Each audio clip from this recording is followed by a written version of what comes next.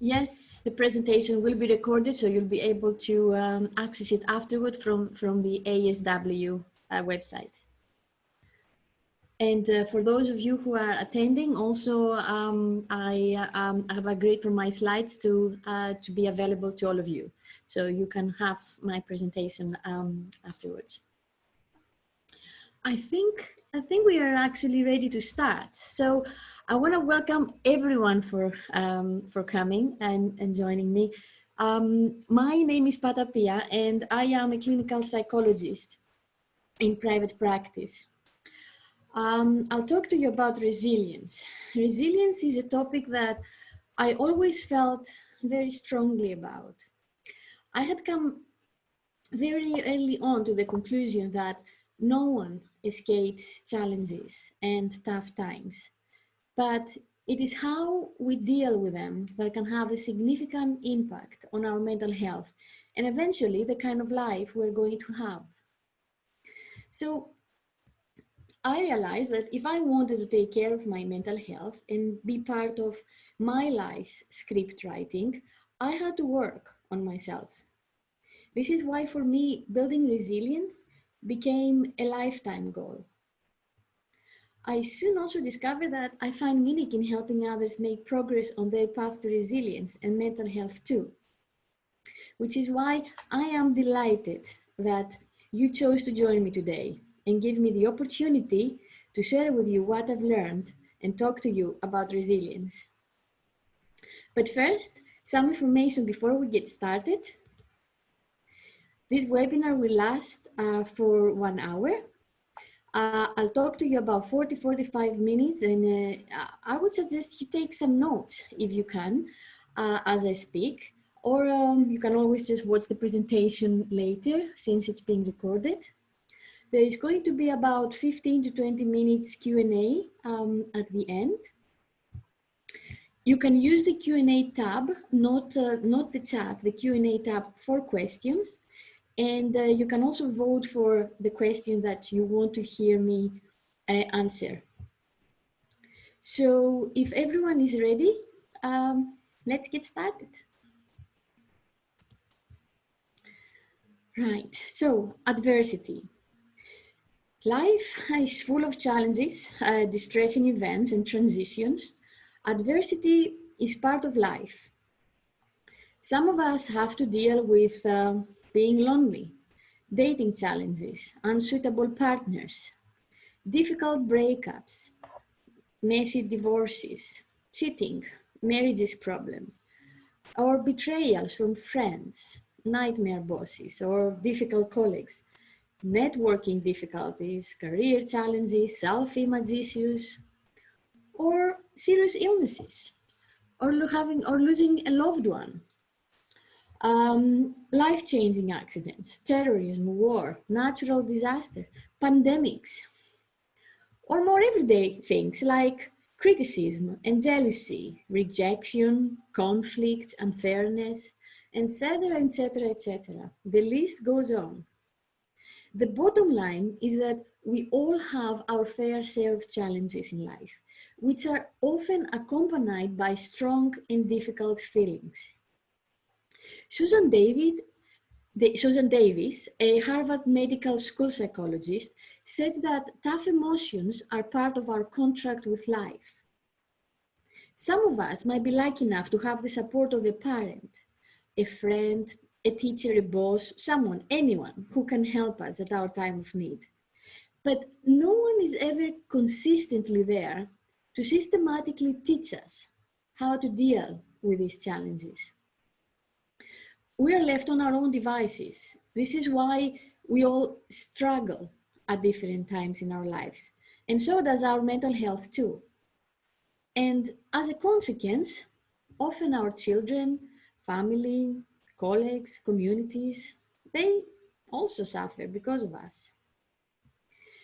Because this is when our most untrustworthy friend, our mind, starts telling us that we can't do something, that we are not good enough or not worthy of love or respect, that we are losers, victims, or blah, blah, blah. Our mind misleads us and we believe it. and then it controls our actions ever after. Actions that aren't necessarily our best or wiser choices. This is how vicious circles begin and can impact dramatically our lives. This explains why so many people function below their potential and they are stuck in a certain loop and repeat it again and again. So, as I mentioned, maybe a few lucky ones happen to have the right person at the right time in their life to help them, but even these can't last forever. At the same time, our parenting, school education, policies, health services, and our society in general are still catching up. Therefore, no consistent or coherent help is in place. So the truth is that adversity will come and no one will come to our rescue. It is up to us to learn how to take care of our emotional health and address our challenges, distressing events, and transitions. And we can do this by building resilience and help ourselves instead to move on, grow, and develop over time. So, resilience is the process of adapting in the face of adversity, trauma, tragedy, threats, or any significant source of stress. It involves learning a different way of thinking, developing helpful habits, and engaging in new behaviors. And this is why resilience isn't a personality trait that only some people possess, but an ordinary skill that anyone can learn and develop over time. There are many information out there trying to identify what are the pillars of resilience or its core components or main skills. Mastering these components involve profound personal growth and can help us learn how to take care of our mental health and efficiently navigate a more rewarding life. As with everything new, we need to learn, it takes time, and our efforts need to be intentional. We need to consciously and effortful practice and build our resilience, like building a muscle at the gym. And if we develop these new habits, and in the process we also develop the right calluses in our mind, they guarantee that we don't collapse when things we have no control of happen to us, like a breakup, redundancy, losing a loved one, go bankrupt, get seriously ill, etc., etc. That's the role of resilience. I won't have enough time to go through everything in this webinar, but I will give you some techniques for two key components of resilience, that of wellness and healthy thinking. So, let's start with wellness. Here is a fundamental secret. If you own your day, if you own your week, then you can own your life. That important is having a consistent weekly schedule. How does your week look like? For example, do you make time for your friends? Do you progress in your career? Do you take care of your body? What actions do you take and what's the purpose? Do you set goals for yourself and do you effectively meet them? Do you feel as if you're moving forward in life? Many of us live quite passively and let the days come and go without much reflection. But it is our habits, the little things we do every day, that create the big differences between us and define those of us who keep growing and those of us who aren't. So, here is how we can redesign a more insightful and stronger weekly schedule that can guarantee our long-term wellness. Step 1, work out your current weekly schedule. Write down all the activities you take in a day. So let me give you an example. You can write down when you wake up, when you go to bed. You can write down when you leave for work, when you go to, when you leave from work. when you're going for lunch. You can write down when you're exercising. When do you spend time for yourself? When do you do your admin or going to the supermarket, etc., etc. Just try to write down pretty much how you spend your week. Step 2. Consider then the following well-being areas and rate each of them from 1, very poor, to 10, very good. About relationships, think, how happy are you with all your significant relationships in your life?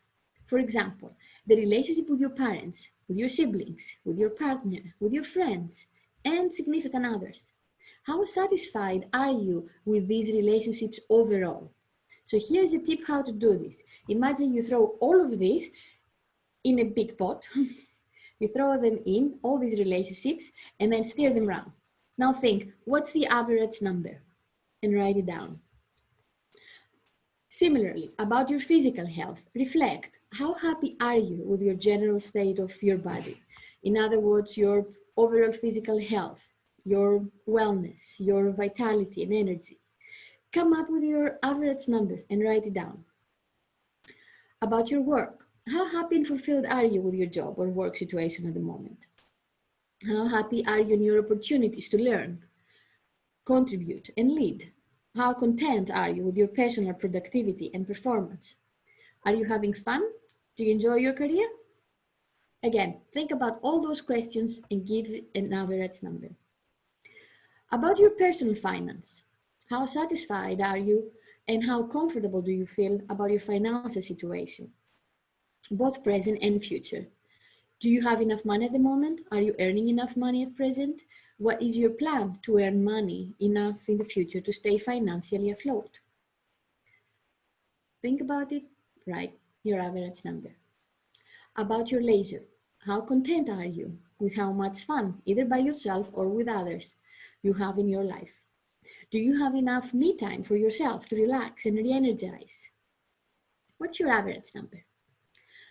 About your education and skills, do you feel you keep learning and developing in various areas in your life? How happy are you with the degree of your progress in self-development? With regards to your environment, how happy are you with your current living arrangements?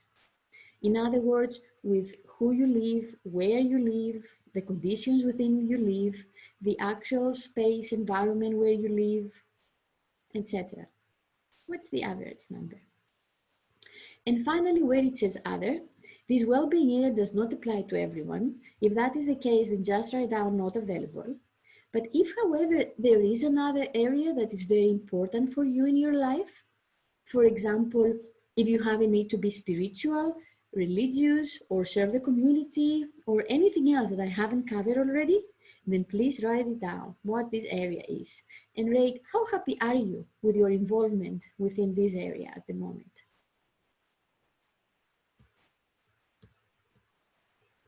Step 3. Here is where you can work out what do you need to do in order to increase your ratings. Now, work with one well-being area at a time. For example, start with relationships and think, what do you need in order to increase your ratings in this area? Write down your answers as this slide shows you. For example, I can have more frequent contact with my parents. I can spend more time with my partner during the weekend. I can make up with my friend Joe so that we can be in good terms again. So anything that if I were to do those things, my relationship ratings would go up. When you finish relationships, then continue with the next well-being area. And you keep going until you go through all the remaining well-being areas. Step 4. Now, look at your answers and think, what goals can you set to yourself to achieve what you need in order to increase these ratings? Ask yourself, what can you do about this? You need to work out a set of actionable steps that you are prepared to take in order to achieve this. They need to be specific and realistic, and you need to indicate how often or by when you intend to carry each action out. So for example, see what you wrote under relationships first. So for this first bullet point, have more frequent contact with parents.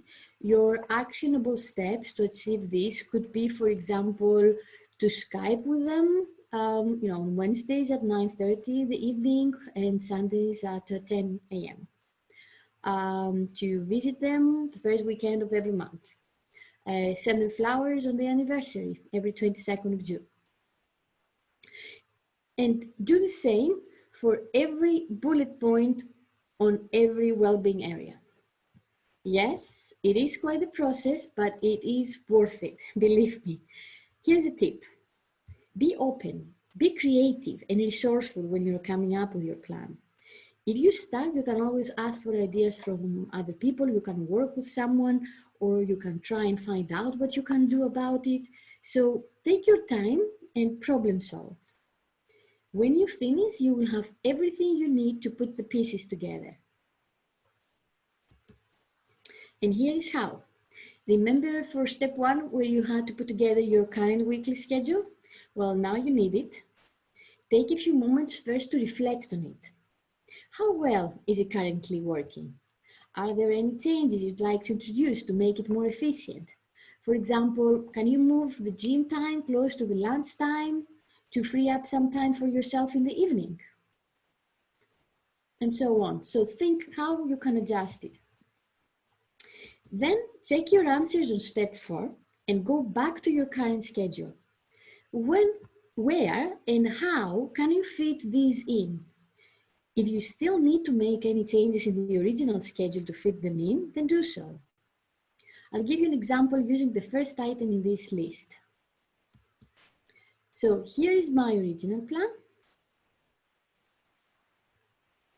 And you go back to those answers and you try to fit them in into your schedule.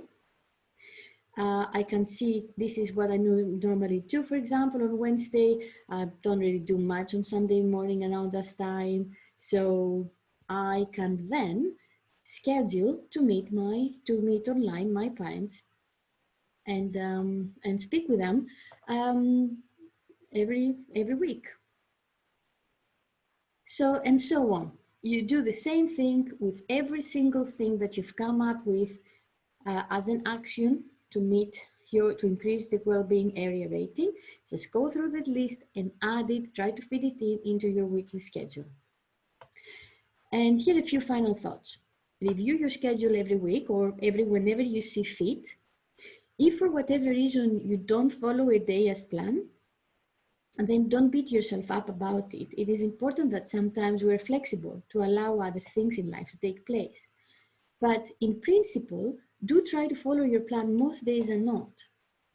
In the future, when necessary, go over steps 1 and 4 and redesign your week.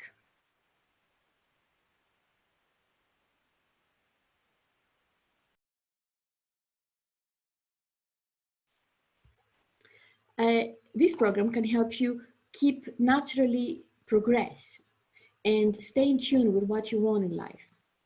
But most importantly, it will act as a safety net when the next challenge comes in your life, because you will have in place already what you need to take care of yourself.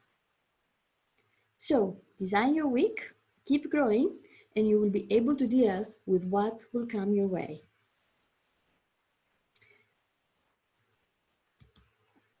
So just a quick summary. So far, I've talked to you about the adversities that they are inevitable coming to all of us in life. We talk about the definition of resilience, and we also went through the first component of resilience, which is the wellness, which talks about how if we own our day, if we own our week, we can own our life, because we can keep growing every week and keep meeting our goals and keep developing and keep pushing ourselves in such a way that we will develop the right calluses in our brain to deal with what we need to when the time comes. So now we can move to the second component of resilience, that of maintaining a healthy thinking. Your weekly schedule and basically everything you do in life is in great jeopardy if you do not keep your mind in check. I'll explain why. This picture shows you a universal truth on how we all function. In different situations, we all have our own thoughts, feel a certain way, our body reacts one way or the other, and then we choose how to act.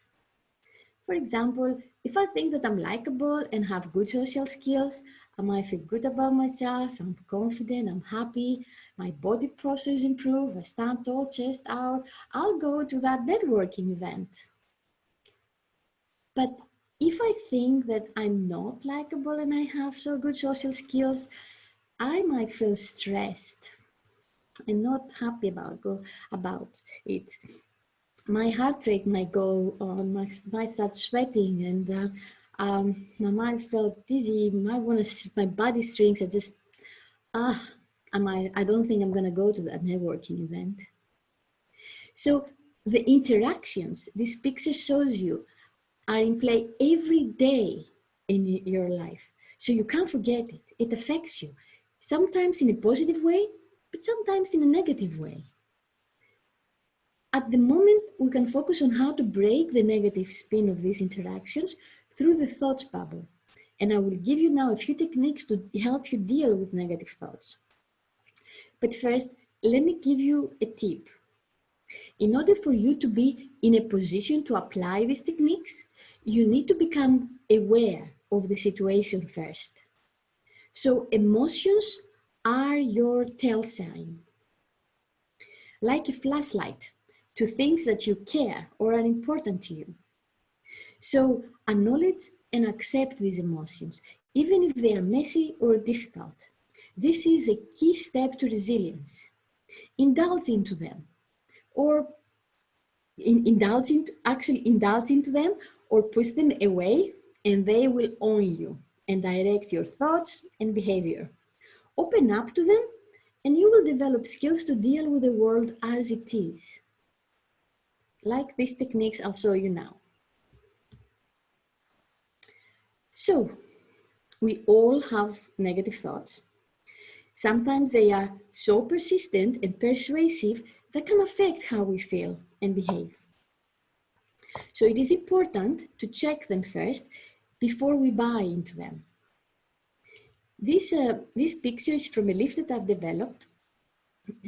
It consists of a number of questions that at least one, if not several, can help you bring in some reasoning in your thinking. It can help you develop a dialogue with those negative thoughts. It can help you come up with counter arguments and help you see a different perspective before you decide how you'll react. So whenever you feel uncomfortable, in distress, unhappy, or stressed, try to identify the thought behind this. Write it down, take it out of your head, write it down. Trust me on this, it makes a huge difference. Don't try to do it in your head, write it down. And then draw a line and go through this list and choose the questions that are relevant to your situation. Come up with alternative ways of looking at the situation and then choose how you'll behave in a way that is more aligned to your values. For example, let's say you worry that you'll make a fool of yourself in your first presentation at work. Go through this question. Say, well, is there another way of looking at this situation, a more helpful way? Well, you know, I'm a junior member. This is like my first presentation. This is the time. If I want to mess up, this is actually the right time to do so. What might a more optimistic friend say? Well, a more optimistic friend might say that I've actually done presentations in the past and I never really made a fool of myself. I have been always able to deliver and provide value. So yes, that's possible. Okay, and even then, if I'm worried that I'm gonna make a fool of myself, how important will that be in 1 year's time from now? Or are you jumping to conclusions? Maybe I am, because I'm pretty good in giving presentations. I've done it before, and therefore I've trained to do that. So maybe I'm just jumping into this conclusion. So you can see, you can just start having that dialogue that can help set that doubt on the original thought that's about to drag you down. And if you make that thought, if you start doubting that thought, then it can help you take a different view of looking at it, and therefore a different way of responding to it. So this is our first technique to address negative thoughts. Here is a different technique to deal with negative thoughts. It is called cognitive diffusion. We already established that the way you relate to what is happening around you depends a lot on your thoughts. In turn, this impacts on how you feel and on your behavior. So this girl just got a letter, invited her to go to an interview for an internship, and she's like, yeah, how exciting, I got it. And because she feels excited about the fact that she applied and she got the interview, she said, okay, I'm gonna go and prepare for it. That's how she related with this event. That's how she decided to respond to it. But if when she received that letter, she thought about, oh, I have an interview for the internship I applied for, I will mess it up. If that's the thought that she actually relates to with this event, then because she feels bad, then she might choose to behave in a way that it is restricted, because her thought now has acted as a barrier, and she might choose to cancel her interview and lose that opportunity. However, learning how to see thoughts as just ideas or interpretations rather than facts can help you to see the situation more clearly.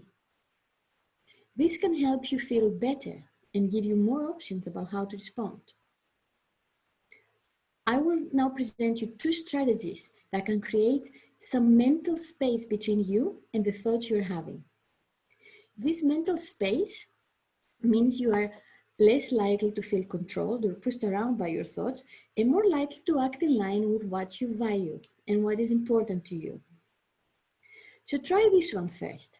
Just notice the thoughts. Take a moment to acknowledge them to yourself. Say, so I'm having the thought that I will mess up my interview. Okay, I'm just having that thought. But then think, what do you value in life? What do you want? Well, I want to be successful. I want to get this internships in order to move up the career ladder. I value professional success. Okay, so if you value professional success and you need that interview in order to start moving up the career ladder, then can you move towards what you value in life, what is important for you, despite having this thought in mind?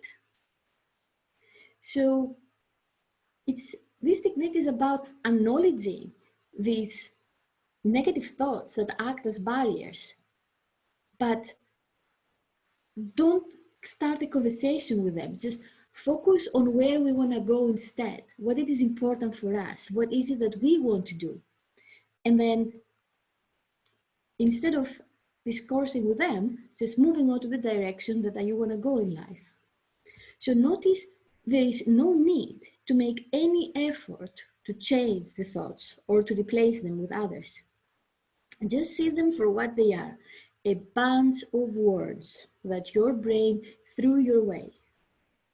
So remember, your thoughts cannot stop you. And they definitely can't stop you living the life you want. Just call their bluff. Let's try another one now. Treat your thoughts as a separate person who's being mean to you. How would you react if someone was to come and tell you, you're going to mess up your interview? Like, if someone was to come and say something like that to you, you might become defensive. You might want to punch the guy. You might want to react back, defend yourself.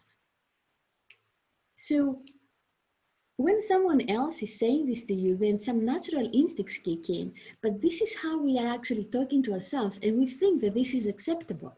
So sometimes by just thinking that the kind of negative thought that I have, someone else is saying this to me, then it might help us bring out those natural instincts to defend and protect ourselves from these negative and nasty thoughts. So again, think, does this thought have to stop me in my tracks? Do I have a choice how I respond? Just because I have a thought, does it mean I have to believe it? Does this unhelpful thought need to control me? Who's in charge here? So you see, when you're kind of going through this way of thinking, and then you will see how you were about to be pushed and pulled around by just a thought. Here's another way of looking at this technique, of understanding this technique, of this cognitive diffusion. Think of yourself as if you are the driver of a bus, and you are in control of the wheel, you're in control of how fast you will go, of the brake, but then at the back of the bus, you just have these naughty teenagers that they just shout at you and swear at you, and they kind of just demand that you will turn right or left or go to the direction that they want. Those naughty passages are your negative thoughts. And if you hear those naughty passages, then you kind of keep on turning to the direction that they want to go. But if you need to realize that you are the driver of the bus. If you call the bluff, if you don't listen to these thoughts, then you can take that bus wherever you want it to go, towards your values, towards the way that you want to live. So remember that the way we think make things look good or bad. This layer of interpretation that we add on things, this may or may not be always useful or even accurate. We can choose to look at what is happening in a different way, and this will help us figure out more flexible ways to respond. These techniques can help us release ourselves from the grip of our negative thoughts. So, one more thing. The difference between the challenging questions that I showed you earlier and these last two strategies is that the first technique, with the questions, this is when you kind of start a dialogue with your thoughts. You have set a battle, a debate. You need to see who is right, the thought or you, and you kind of need to come up with arguments, and one is the defendant, one is the accuser, and you kind of try to see who's going to win. This second technique, the cognitive diffusion, with these two different strategies as I showed you, you do not engage with its content. You just acknowledge the fact that, okay, I'm having these thoughts the same way that, I acknowledge that, for example, there's a pen here next to me, and I acknowledge it the same way that I acknowledge what exists around me. But I don't get distracted by it. I don't just start writing or something. I'm focusing on delivering a presentation because it's important for me to do a good job and share what I know with you. So you can just focus on that and just acknowledge the thoughts that you have, that exist around you, but still go to the direction that you want. So I've seen some notes popping up about possible questions. For those of you that join us later, I will be taking the questions at the end. There's going to be about 15 to 20 minutes session for Q&A, and you can type your question at the Q&A, which is at the bottom of the slide of the program. Okay, so I'll move on now to a different technique, which is called the worry decision tree. First, I'm going to talk to you about productive and unproductive worries. Productive worries are the ones that they can turn into a problem to solve. And unproductive worries are those that we don't really have control of. So to give you an example, if I want to go from where I am, from point A to point B, how can I do this? How can I go from this area to the next area? Maybe I can ask someone, or I can look at my GPS, or I can, take out the map.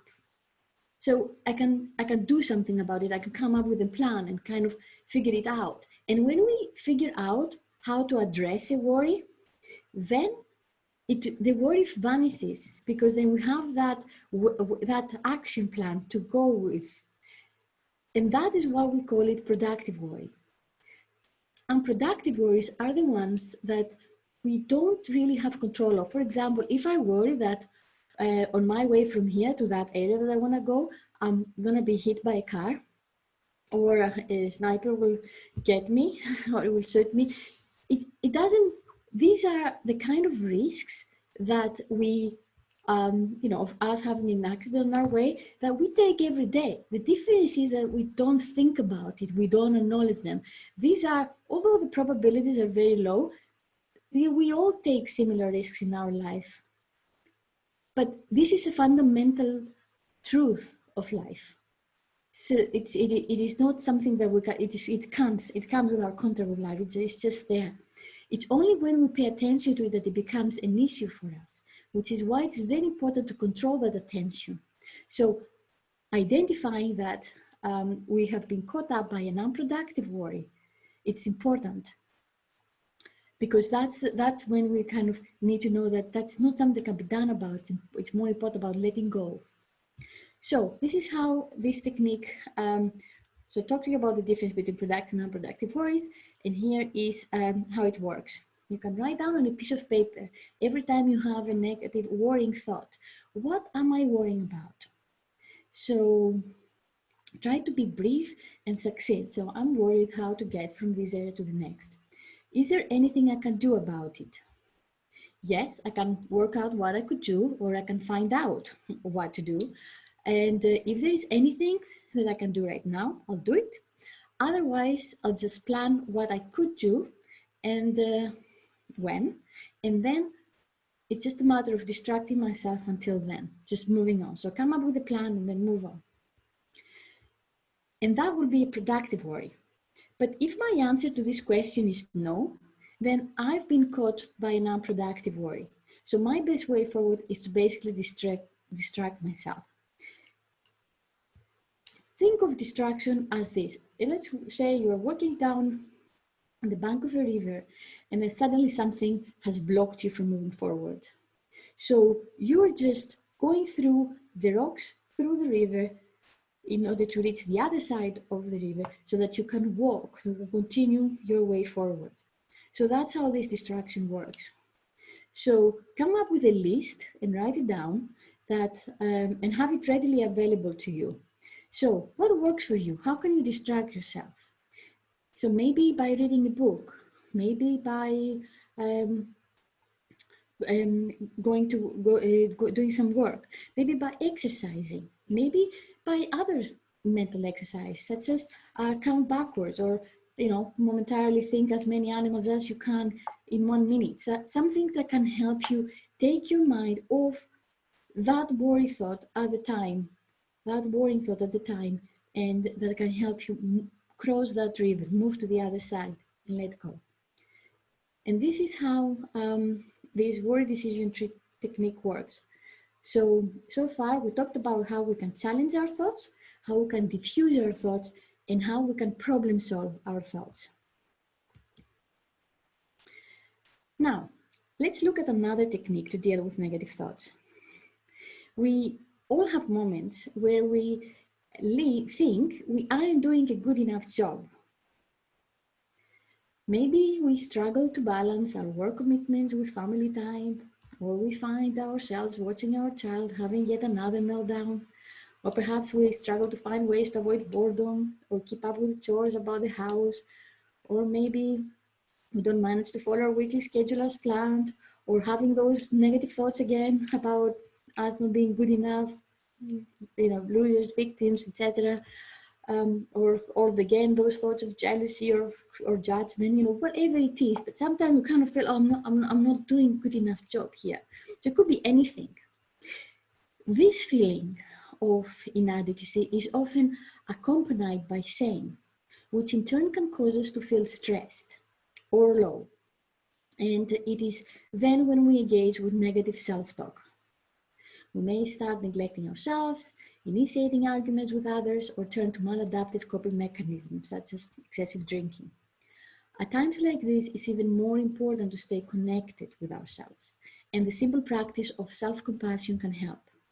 So, very important to remember 3 things because they can help you to assess the story you are telling yourself about your reality and to be more compassionate by changing the language you use in self-talk. So remember, number one, you are not alone. Although people don't always talk about it, we all experience feelings of inadequacy and shame. This doesn't just happen to you. It is part of our shared human experience. Recognizing this may help to ease the feelings of shame. So remember, you're not alone feeling like this. Use gentle words. When you feel you're not good enough or as if you're failing, don't suppress those feelings. Don't numb your pain and try hard to criticize and try hard not to criticize or compare yourself with others.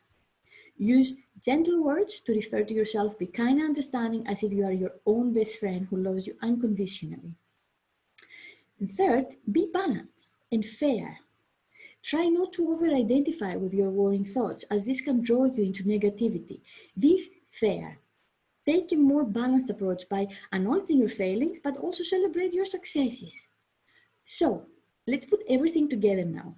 You may find it helpful to come up with a phrase to say to yourself when you feel you're not doing a good enough job, and repeat it every time you are feeling like this. So here is an example. That phrases can say that I'm not alone in this. Everyone feels the same at times. I'm trying my best.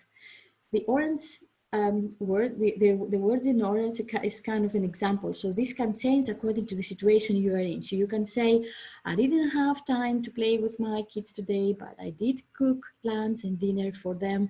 Or I didn't respond to all my work emails, but I finished my report. So be balanced, be fair. All I need to do is just be there and do all I can. And this is good enough. So this is a technique of how we can be kind to ourselves. And the final tip, you can use this technique alone or in combination with the other ones I mentioned. For example, you can challenge your thoughts and then you can also say that phrase, or you can diffuse your thoughts and then say this phrase as well, etc., etc.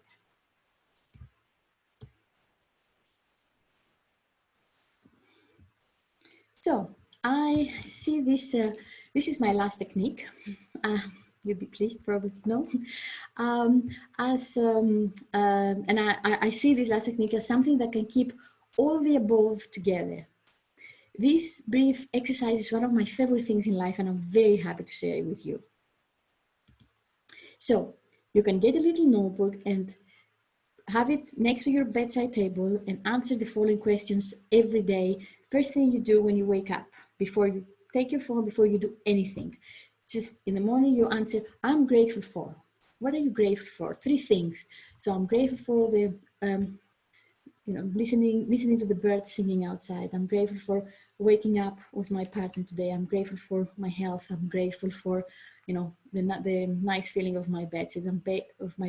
I'm grateful for having a job. I'm grateful for being healthy. Anything what is, just start your day with this positive note. 3 things that no matter what happened yesterday or what waits for you in the day, that you are already grateful for. It can help you, can help ground you, can help you start your day on that positive note. And then set your intention. What would make today great?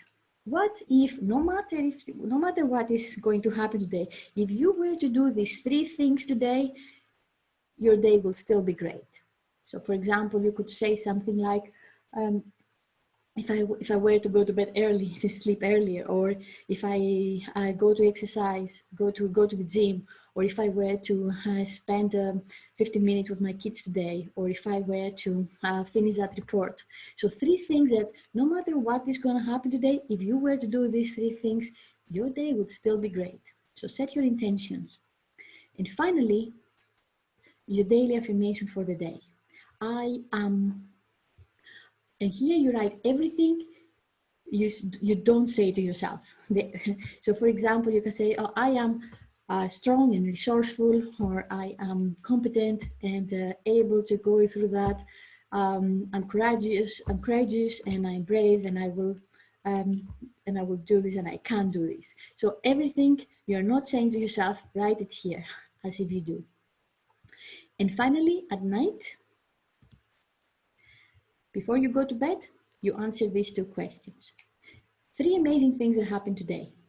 So again, no matter how your day went, let's say you went home and your partner gave you a hug, but then you had an argument, doesn't matter. Here you write the positive thing. You write about that hug that happened, that it was one of the amazing things of the day, or the stranger that smiled at you, or that you got a compliment from your colleague at work. Anything, or anything that it was good. Those things that we tend to brush off in the day, don't brush them off. Notice them, write them down, remember them, value them. And finally, how could I have made today even better? Here is something that you can reflect and grow from it. Just notice, oh, maybe by being more patient, or when I'm being given feedback, or maybe by having more energy when my partner wants to talk to me, or when my children wanted to play with me. So so this is something that you can learn from today, and then remember it for the next day and the next day, and then learn and try to get it right. This exercise takes 1 minute to keep this journal, and it can help us on a daily basis to cultivate gratitude, to set intention, prime our brain with positive affirmations, and grow through reflection. Over time, it can help us recalibrate our brain. So you keep on doing that. That's the key. Be consistent, and it can change the way you view things. It can change the way you do things, and it can definitely help you start and finish your day on a more positive note. So, summary: design your weekly schedule and keep your mind in check by challenging your thoughts, diffusing them, by problem solving them, by being kind to yourself, and by living mindful and grounded. Using these techniques, you can use these techniques all together or in any combination that works for you, and they will help you to keep growing, navigate through mental blocks, deal with adversities as they come, and living a rewarding life. Good luck with them. So, thanks everyone for your attention and listening to my presentation. You can find me on social media as Dr. Patapia. And here is also my email, and you may copy this link and put it on URL, and you can subscribe to my newsletter, where I occasionally share my writings, inspirations, my favorite things, all related to mental health. So we can move on to the Q&A now. So let's see what you have for me.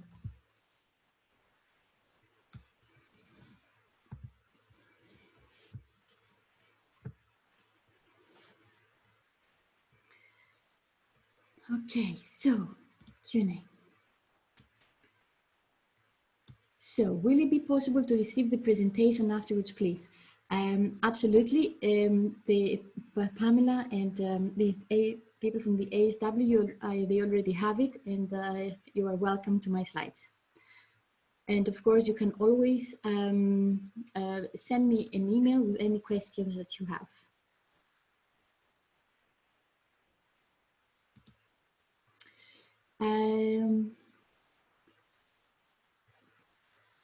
The game is over when it's over, not before.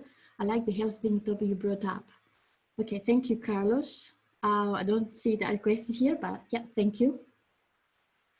How can I motivate myself to follow the schedule I set for myself when I'm feeling down? That's a very good question. So a couple of ways. The first thing is that your motivation is probably going to be affected by your thoughts. So that's what you need to address. That's what you need to tackle. And I've given you, 4 or 5 different techniques to actually do this. So identify the thought that stops you from being motivated, that stops you from wanting to try. And then you can, again, challenge it, or you can try to diffuse it because something else is more important for you. And then you can do that, or you can do that, or you can problem solve. Maybe the way that you've set up the schedule is too optimistic or too aggressive, and maybe if it was easier and smaller steps, then that would be able to help you. It will be easier for you to stick with it. So remember, all the changes need to happen methodically and slower steps, and then build up to it. There's also more techniques that I can, there are also other techniques that you can use for that, but I'm very happy to move on to answer this in an email or something in order not to take too much time. But the first thing is that, tackle your thoughts. This is what stops you. I always have negative thoughts when the spotlight is on me. For example, someone asks me a question, is this normal? Oh my God, is this normal? If we were able to take a poll right now, you would see how normal this is, because most people, in fact, pretty much everyone will feel that spotlight, will feel that they are in the center of attention. That tells that we actually care about what we have to say or how we come across. We care about what other people think of us. It's a very natural and normal reaction. It becomes more challenging when we place more value in what other people think about us than what we have to say to them, and therefore our attention is more towards them. Again, like that, our flashlight points at them as opposed to point at us. So it is very normal. It can be accompanied by a lot of negative thoughts that they possibly have to do something with whether you're doing a good enough job, or whether you are competent enough, or how you come across in general. And again, you can try some of those some of those cognitive techniques that I gave you to see whether you can address them this way. Thank you, Valeria. You said you love the negative thoughts techniques. That's very kind of you. Will you do a webinar on how to deal with other team members? That's, you have to ask ASW for that. Thank you. Yeah, I would love that. Yeah, challenging colleagues, how to talk to others, conflicts. That's, again, very, very common and everyday, topics that we, again, will deal with that. And will a link be provided to review the recording? Yes, they will be on the ASW, and then you will be able to click from where you bought the ticket, and then you can also see this presentation again. And that's all.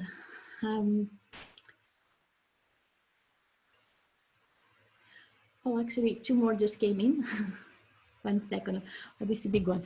So, very nice presentation, many interesting topics. For example, the point related to use gentle and right words with ourselves. It is also useful when speaking with others. How can we make more rich our thoughts, vocabulary, adding more powerful words, way of speaking, leading emotion, statements? Learn and create metaphors and other methods. Carlos, interesting question. So, I'm actually intrigued by you saying that.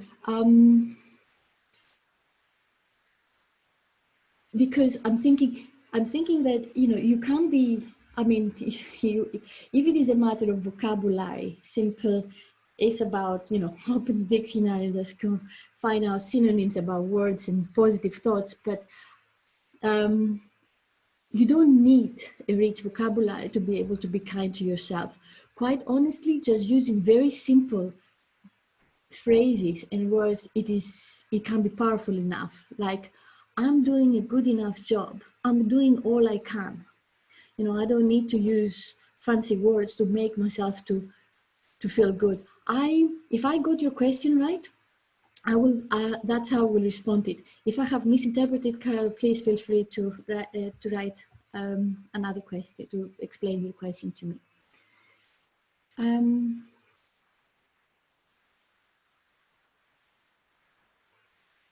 Yes, just looking to see if there's any other question. So I think that's all. Thank you, everyone, for your positive feedback. This is really fantastic to get that good feedback. Thank you again for being such an amazing and engaged audience. Stay in touch, and I want to thank the Small World for the opportunity to connect us and allow me to share this information that may well change lives if applied. So take good care of yourselves, and remember, it's not how you fall that matters, it's how you land. Thank you very much for being here today with me. Bye-bye, everyone.